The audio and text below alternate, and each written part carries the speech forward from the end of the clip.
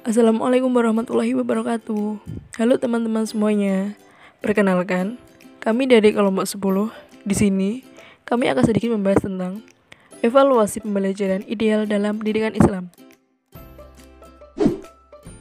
Sebelumnya perkenalkan, nama saya Sa'adatul Zahra dengan NIM 932604120.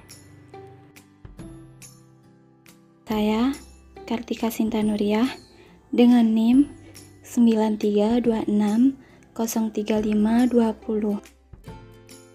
Hai, perkenalkan nama saya Muhammad Ato dengan NIM 932600120. Sebenarnya, apa sih evaluasi pendidikan perspektif Islam itu? Evaluasi, menurut pendidikan Islam, ialah cara atau upaya penilaian tingkah laku peserta didik berdasarkan perhitungan yang bersifat menyeluruh, yang meliputi aspek-aspek psikologis dan spiritual.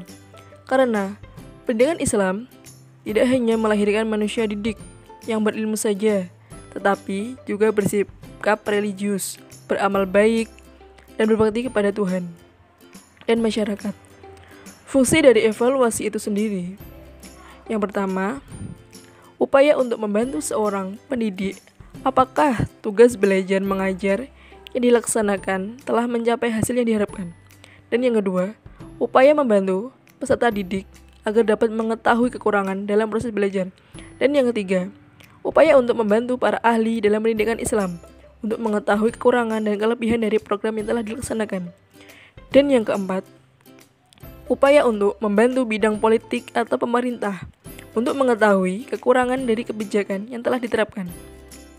Jadi, tujuan dari evaluasi itu sendiri adalah untuk mengetahui kemampuan dan perkembangan peserta didik dalam hubungannya dengan Tuhan, masyarakat, alam, dan dirinya sendiri.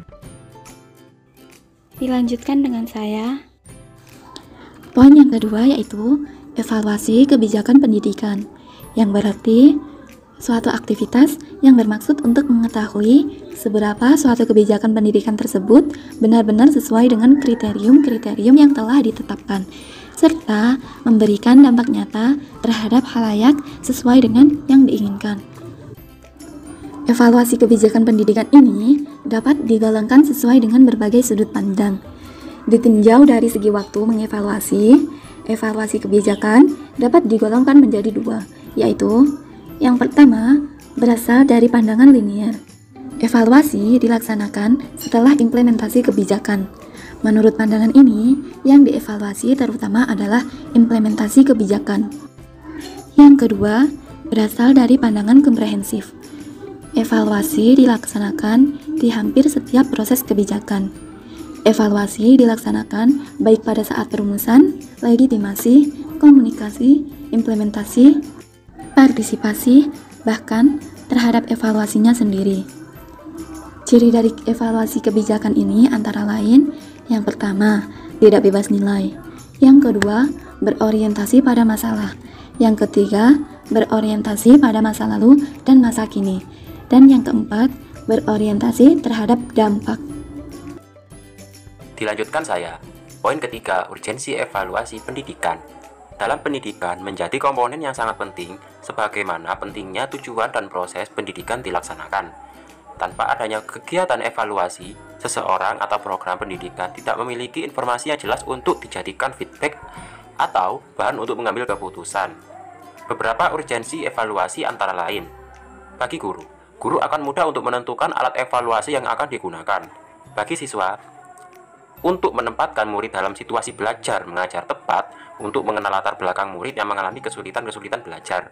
Bagi sekolah, dengan evaluasi, sekolah bisa menunjukkan kualitas pelayanannya terhadap siswa dalam pembelajaran, guna mencapai kualitas pendidikan yang diinginkan, sehingga sekolah mampu bersaing dengan sekolah lain, pada akhirnya mendapat tempat yang layak di hati masyarakat.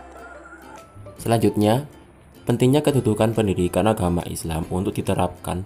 Dan harapannya adalah, yang pertama, keimanan dan ketakwaan siswa meningkat. 2. Memahami hal yang boleh ataupun dilarang. 3. Memiliki akhlak yang mulia. Dan yang terakhir, aplikasi nilai-nilai dasar pendidikan agama Islam dan kreativitas belajar siswa. Demikian penjelasan dari kami. Bila ada salah kata, kami mohon maaf. Wassalamualaikum warahmatullahi wabarakatuh.